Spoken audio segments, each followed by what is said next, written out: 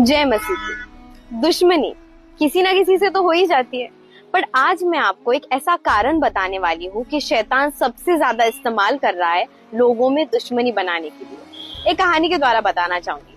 तो एक मगरमच्छ था और उसकी फैमिली थी। वो पानी में बहुत ही आराम से अपनी जिंदगी जी रहे थे। वो मगरमच्छ जो था वो पानी के किनारे पे आता था और रोज रुकता था। उस पानी के किनारे के पास एक पेड़ था जिस पेड़ पर एक बंदर आके रुकता था। रोज ऐसा समय होता था कि जब मगरमच्छ आता था वो बंदर भी आके पेड़ पर चढ़ जाता था।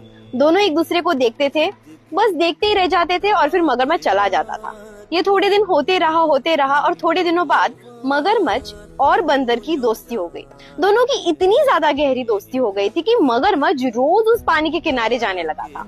एक दिन वो अपनी बीवी से कहता है कि तुम्हें पता है, जो नदी के किनारे है वहां पे मेरा एक दोस्त हुआ है बंदर, और वो मेरा बहुत गहरा दोस्त बन गया है।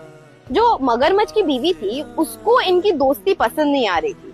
वो कहती है कि अच्छा, अगर वो आपका इतना ही अच्छा दोस्त है तो आप एक काम करिए, मुझे उस बंदर का कलेजा खाना है, तो उस बंदर का कलेजा मेरे लिए लेके आइए। तब मगरमच्छ कहता है कि ठीक है, तुम्हारे लिए इतना तो कर ही सकता हूँ। फिर वो जाता है और बंदर से कहता है कि आओ आज तुम्हें मैं सवारी कराता हूँ, मेरे पीठ पर बैठ जाओ। तब बंदर बड़े विश्वास के साथ उस मगरमच्छ के पीठ पर बैठ जाता है।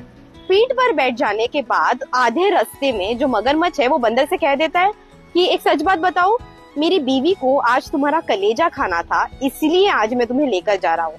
बंदर थोड़ी देर शांत हो जाता है और बाद में जोर जोर से हंसने लगता है।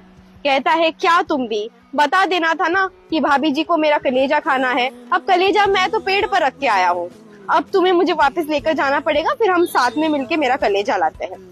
तब जो मगरमच्छ जो है वो वापस बंदर को पेड़ के पास लेकर जाता है।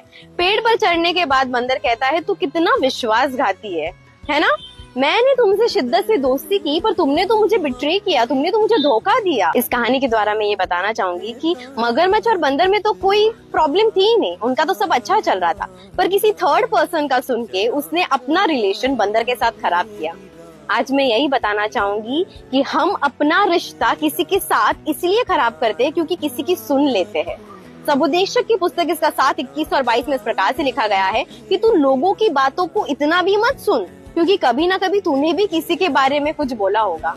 मैं आज बस यही बताना चाहती हूँ कि बस किसी का सुन के किसी के साथ रिश्ता खराब करने मत जाओ। कान के इतने भी कच्चे ना हो जाओ कि किसी का भी सुन के किसी के साथ रिश्ता खराब कर लो। जब तक आप अपने कानों से कंफर्म नहीं करते, अपने आंखों से नहीं देखते, तब तक किसी की भी बात पर विश्वास ना करके पहले खुद उस चीजों को वेरीफाई करना। मैं यही बताना चाहूंगी, थर्ड पर्सन के लिए किसी के साथ अपना रिश्ता खराब होने ना देना।